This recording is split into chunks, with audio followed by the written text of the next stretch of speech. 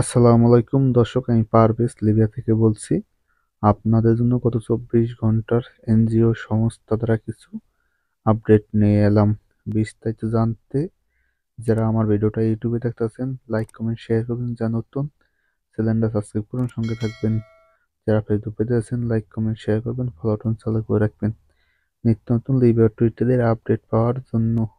ইউরোপীয় সংস্থা জানালো যে গতকাল ইতালির ল্যাম্পোদোসা উপকূল থেকে তারা 5টি নৌকা থেকে তারা 278 জন শরণার্থী উদ্ধার হয়েছে। 5টি নৌকা থেকে যে তারা গতকাল রাত থেকে বিকাল পর্যন্ত ইতালির ল্যাম্পোদোসা উপকূল থেকে তারা 5টি নৌকা উদ্ধার করছে ল্যাম্পোদোসা কর্তৃপক্ষ।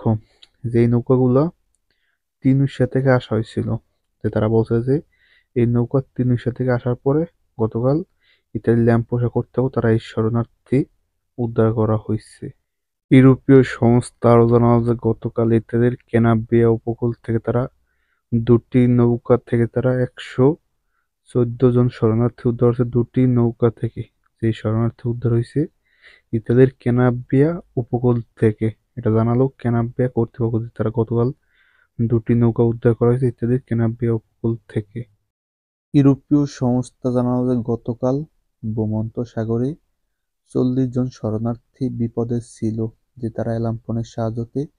ইউরোপীয় সংস্থা জানাইছে যে 40 জন শরণার্থী নিয়ে একটা নৌকা ইতালির উদ্দেশ্যে ছাড়া হয়েছিল তিনুইশা থেকে। পরে তারা ভূমধ্য সাগরে বিপদে ছিল।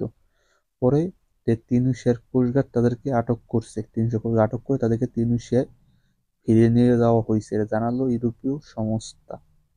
ইউরোপীয় সংস্থা আরও জানালো যে আরও একটি নৌকা থেকে তিনুইশার কোস্টগার্ড তারা 96 জন শরণার্থী আটক করছে, যে তারা গতকাল 2টি নৌকা উদ্ধার করছে তিনুইশার কোস্টগার্ড।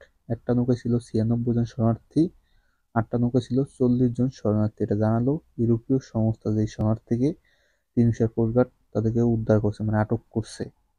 লিবিয়ার কর্তৃপক্ষ জানালো যে আবারও লিবিয়ার পুলিশ তারা লিবিয়ার জোয়ারা উপকূল থেকে শরণার্থী আটক করছে, যে তারা একটা গেম ঘরে থেকে তারা 100 জন শরণার্থী আটক করছে লিবিয়ার পুলিশ।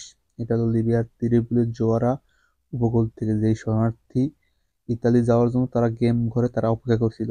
পরে তাদেরকে আটক করে লিবিয়ার পুলিশ তাদেরকে জেলে পাঠানো হয়েছে। যে এদের ভিতর আফ্রিকান মিশরি জাতীয়তার নাগরিক ছিল, এটা জানালো যে বাংলাদেশে কোনো নাগরিক ছিল না। তারা বলছে যে বেশিরভাগই আফ্রিকান মিশরি অন্য জাতীয়তার শরণার্থী ছিল। এই 100 জন শরণার্থী, এই শরণার্থী আটক হয়েছে লিবিয়ার ত্রিপোলির জোয়ারা উপকূল থেকে।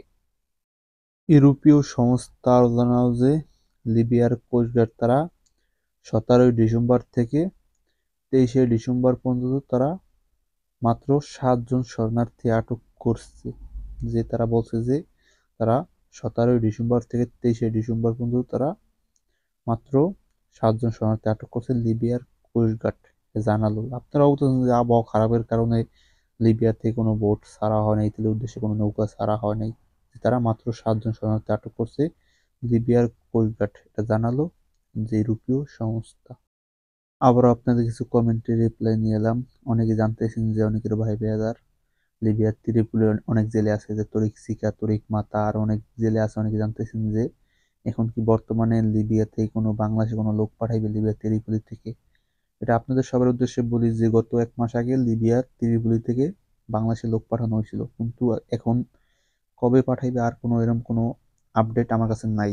আপনারা বলতেছেন যে 2023 সালে অনেক বাংলাদেশি নাগরিককে বাংলাদেশে পাঠাইছে লিবিয়া থেকে, লিবিয়ার ত্রিপোলি থেকে, লিবিয়ার বেনগাজি থেকে। এখন আবার কবে ফ্লাইট দেবে, বাংলাদেশি লোক পাঠাবে, এরকম কোনো আপডেট আসে নাই। যে আপডেট আসে আমি আপনাদের পরের ভিডিওতে জানানোর চেষ্টা করব। এটাই ছিল আজকে গত 24 ঘন্টার এনজিও সংস্থা দ্বারা আপডেট। যদি কেউ ভাই ব্রাদার লিবিয়া থেকে 3 মিনিট থেকে যদি ইতালিতে পৌঁছায় যায়, বাসায় ফোন দিয়ে থাকে, যদি আমার ভিডিও দেখেন তাহলে আপনারা কমেন্টে জানাই দিন। আর আপনারা অনেকে জানার জন্য ভিডিওটা বেশি বেশি শেয়ার করবেন। আর আপনাদের মতামত কমেন্ট বক্সে জানাবেন। সবাই ভালো থাকবেন। আসসালামু আলাইকুম, দেখা হবে পরের ভিডিওতে।